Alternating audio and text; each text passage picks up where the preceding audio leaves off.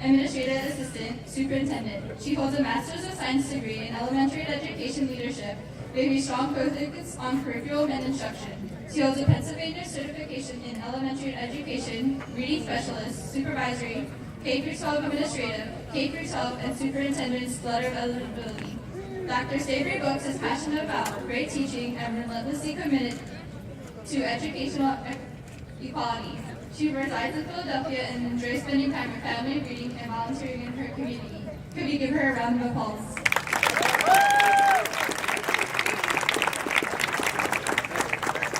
Good evening, everyone. I'm sitting here like I feel like I'm in Back to the Future because it's the same stage, same letters, same diploma. The only thing that I did not miss are these bugs that are flying around here. And one of the things that I was just telling Ms. Dunn, there are people that are going to Del Valle. Who's going to Del Valle? Layla! I went to Del Valle University too.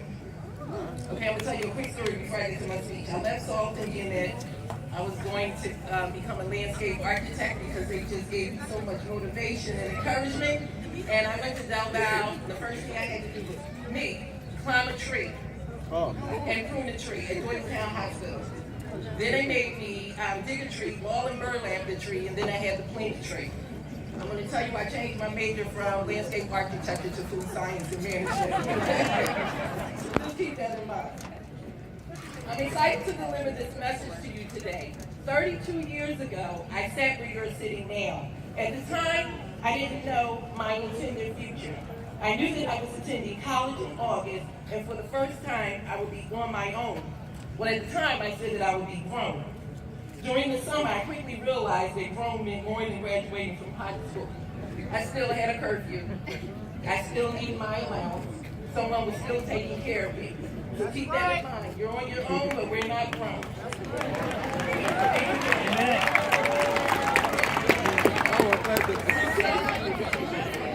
And the only reason I'm saying that is because my daughter graduated last year and I had the same experience with her.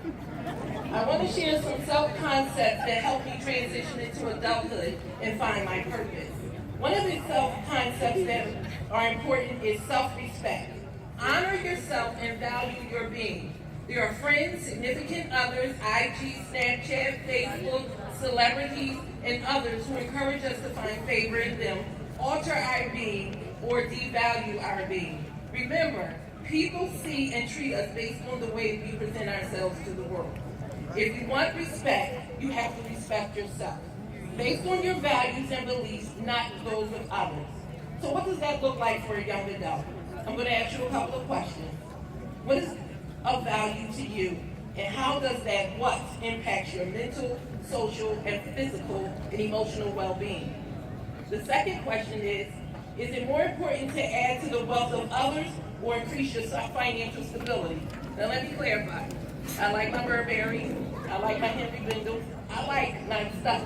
But before I buy that, make sure you pay yourself, okay?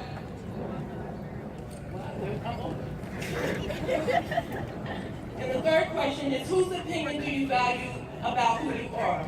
And are they sharing to help you or to hurt you? The second self-concept is self-initiative.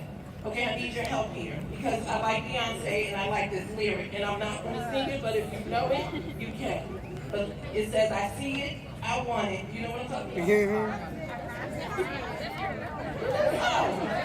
I see it, I want it, I stunt it, I dream it, I work hard, I grind till I own it.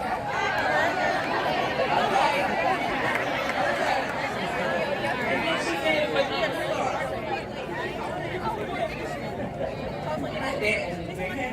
I like the lyrics because she's telling us that she deserves all the fame and wealth that she has because she had a vision, she had a dream, she had a goal, and she worked hard, sacrificed, and never gave up, no matter the adversity.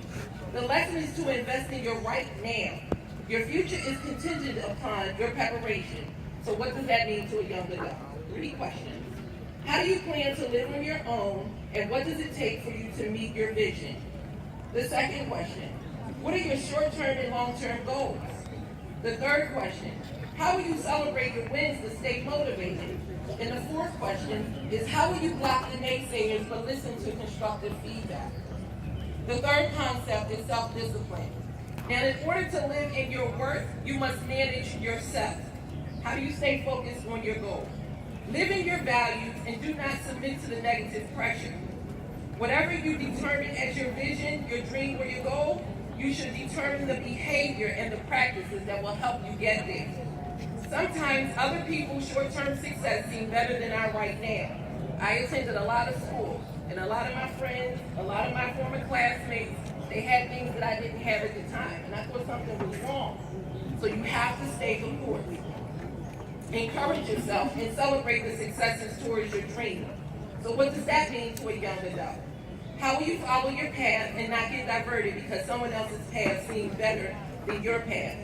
How will you become comfortable with saying no when asked to do something that does not align with your values and goals?